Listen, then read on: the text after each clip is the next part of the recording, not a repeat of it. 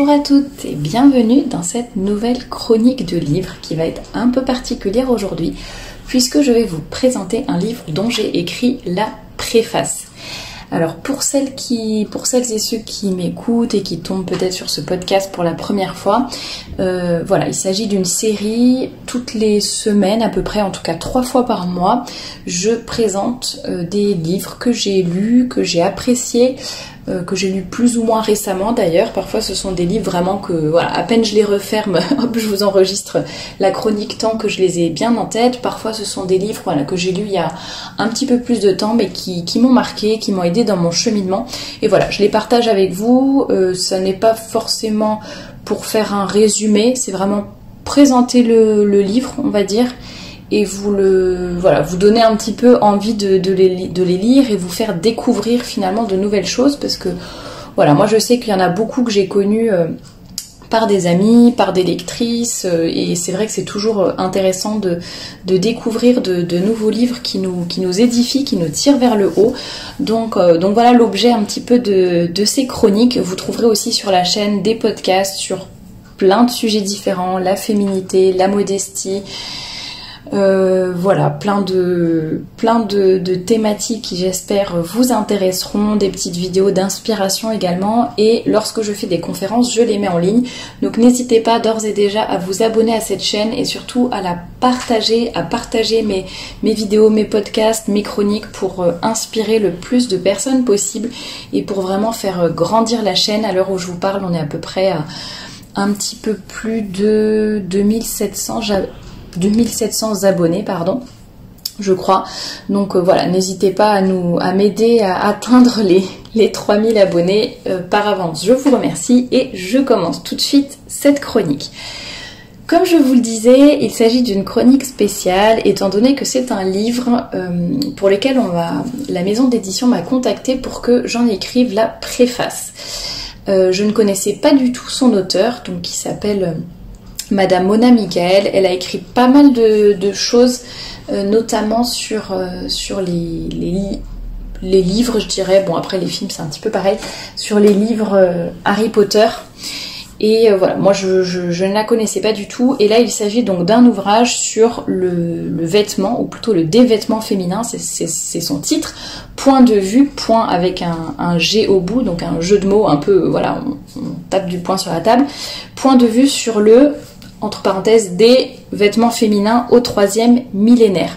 Donc il s'agit vraiment d'aborder le sujet de la modestie, de la décence chez la femme. Alors il me semble quand même qu'elle dit peut-être une petite phrase voilà, sur l'habillement des hommes aussi, mais en tout cas ça n'est pas du tout l'objet du livre. Là on parle vraiment de la femme. Le livre est paru aux éditions Saint-Rémy, il vient de paraître, bon je vous enregistre ce podcast, on est le lundi 16 novembre, il est vraiment paru la semaine dernière. Vous écouterez ce podcast un peu plus tard, mais en tout cas voilà, sa sortie est récente. Il fait environ 160 pages, il a une couverture, peut-être un peu plus, il a une couverture rigide, brillante, super jolie. Bon, j'aime pas trop la photo d'illustration, mais ça ne reflète pas du tout le contenu du livre qui est vraiment très très bien. En tout cas, le livre en lui-même est vraiment beau, agréable à avoir en main et très bien écrit aussi. Alors, comment ça se présente ? C'est assez original puisque finalement, ce sont des échanges de lettres entre un oncle et sa nièce, qui est aussi sa filleule. Voilà, pour lui parler, il voit bien l'évolution de sa filleule, l'évolution vestimentaire, on va dire. Elle n'a pas beaucoup de repères de par sa mère, en tout cas. Et donc, ce parrain se sent vraiment responsable et d'une certaine façon, il l'est puisque il est le parrain de cette jeune fille, donc il doit la guider vers le bien, il doit la guider vers le ciel, et donc il se sent responsable et il se dit moi il faut vraiment que je dise quelque chose. Et donc apparemment le père de cette jeune fille, lui, ne fait rien, est plutôt enfin, il est d'accord avec le parrain, mais il ne fait rien, et la mère de la jeune fille, pour le coup, elle est contre tous ces principes de décence, etc. Elle trouve que c'est complètement exagéré. Et donc, on se retrouve, voilà, dans ces échanges épistolaires entre le parrain et sa filleule, entre un tout petit peu à la fin entre la filleule et son parrain, donc dans l'autre sens.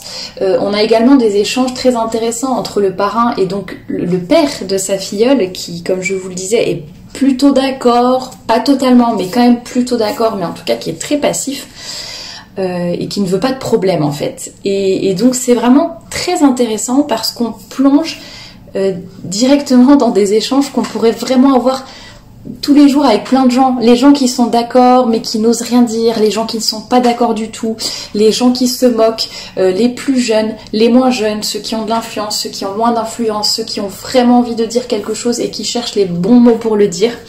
Donc je trouve que c'est vraiment très inspirant, c'est-à-dire quel que soit votre cheminement, si vous n'êtes pas du tout convaincu sur les valeurs de modestie, de décence féminine, eh bien voilà, vous allez découvrir beaucoup d'arguments, tout un cheminement, ça va vous permettre de comprendre beaucoup de choses. Et si vous êtes déjà convaincu, ça va vraiment vous aider à, j'allais dire, à mettre un peu d'ordre dans vos idées. Ça va vous allez vous dire, mais oui, mais ça c'est exactement ce que m'a répondu une telle ou un tel quand je lui en ai parlé. Enfin, ça va vraiment vous donner des arguments, donc c'est super chouette à ce niveau-là. Et à la fin, alors j'essaye de retrouver, à la fin de tous ces échanges de lettres, il y a quand même tout un texte donc qui ne sont plus les lettres, qui ne sont plus rien dedans. J'essaye de vous le retrouver. Voilà, c'est l'annexe en fait. Voilà, c'est intitulé annexe. Et en fait, c'est toute l'annexe du livre, et ça je l'ai trouvé magistral aussi, qui en fait s'intitule Réponse à des arguments courants. Et donc l'auteur va, alors je vais vous en donner quelques exemples, vous allez vite comprendre. Par exemple, premier argument, pourquoi faire tant de bruit pour une si petite affaire, c'est futile. Deuxième argument, faut pas juger la femme sur son vêtement. Troisième argument, mon corps m'appartient, je suis libre d'en faire ce que bon me semble. Quatrième argument, c'est pour moi que je m'habille et pas pour les autres. Cinquième argument, les hommes n'ont qu'à regarder devant eux, s'ils ont des tentations, c'est leur problème. Est-ce qu'il y en a d'autres après? Sixième argument, en pantalon, je suis entièrement couverte, donc tout à fait décente.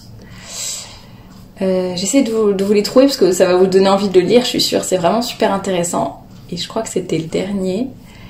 Ah non, ça de regarder. Ah oui, tant qu'on ne touche pas, c'est bon. Enfin, les hommes ont le droit de regarder. S'ils touchent pas, c'est bon.